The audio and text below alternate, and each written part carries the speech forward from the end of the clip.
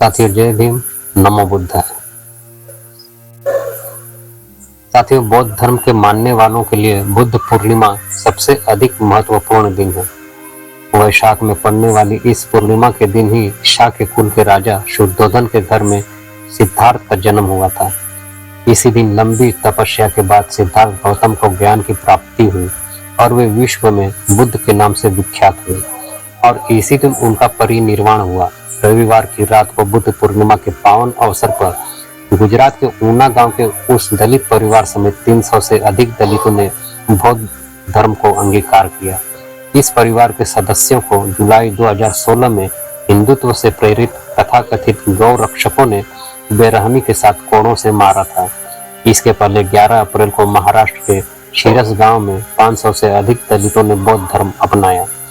इन दोनों घटनाओं को पिछले सालों में लगातार बढ़े जातिगत तनाव और बढ़ते जा रहे अत्याचारों के खिलाफ दलितों के सामाजिक राजनीतिक प्रतिरोध के रूप में देखा जा रहा है। दिलचस्प बात यह है कि गुजरात विधानसभा में भारतीय जनता पार्टी के विधायक प्रदीप परमार भी धर्मांतरण के समय उपस्थित थे और उनका कहना था कि वह विधायक केवल इसलिए हैं क्योंकि बाबा साहेब भीमराव अंबेडकर ने ऐसा संविधान बनाया कि एक दलित होते हुए भी वह विधायक बन पाए। जब से केंद्र में प्रधानमंत्री नरेंद्र मोदी की सरकार आई है, तब से देश भर में गौ रक्षा के नाम पर मुसलमानों और दलितों पर हमले बढ़े हैं और इस कारण जातिगत एवं सांप्रदायिक तनाव में अभूतपूर्व वृद्धि हुई है। ऐसा नहीं कि इस सरकार के सत्तारूढ़ होने के पहले स्थिति बहुत बेहतर थी। हिंदू समाज की सवर्ण जातियों में दलितों के प्रति स्वाभाविक रूप से हिकारत और नफरत का भाव रहता है, जिसके पीछे जातिगत श्रेष्ठता की भावना है। राष्ट्रीय अपराध रिकॉर्ड ब्यूरो के अनुसार वर्ष 2007 और 2017 के बीच 10 सालों के दौरान दलितों के प्रति अपराधों में 66% की बढ़ोतरी हुई और दलित महिलाओं पर होने वाले बलात्कारों की संख्या 2 गुनी हो गई। इसलिए उत्तर प्रदेश हो या महाराष्ट्र या गुजरात या राजस्थान, दलितों के बीच बेचैनी और असंतोष बढ़ता जा रहा है और पिछले 1 साल से इसकी अभिव्यक्ति धरणों, प्रदर्शनों और आंदोलनों के माध्यम से हो रही है।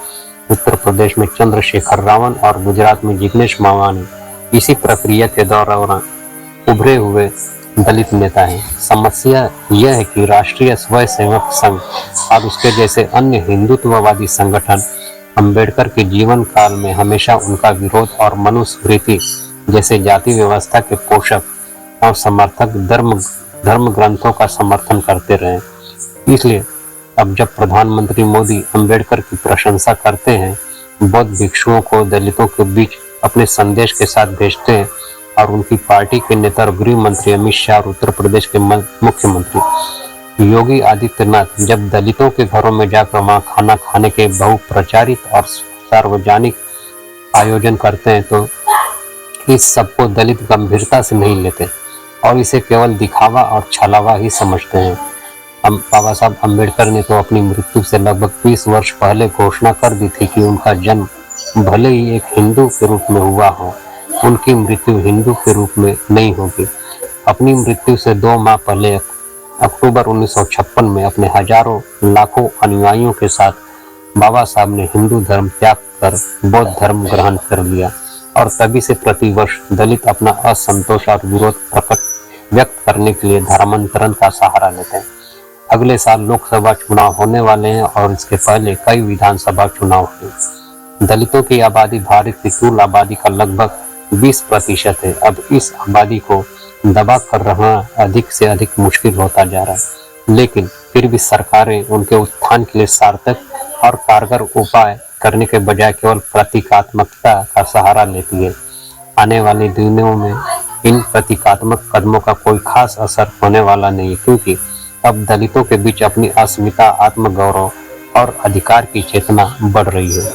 उनकी समस्याओं का समाधान बुनियादी सामाजिक, आर्थिक एवं राजनीतिक परिवर्तनों के नहीं होने वाला। अब उनके बीच पढ़े लिखे और आधुनिक चेतना संपन्न युवाओं का नेतृत्व पनप रहा है।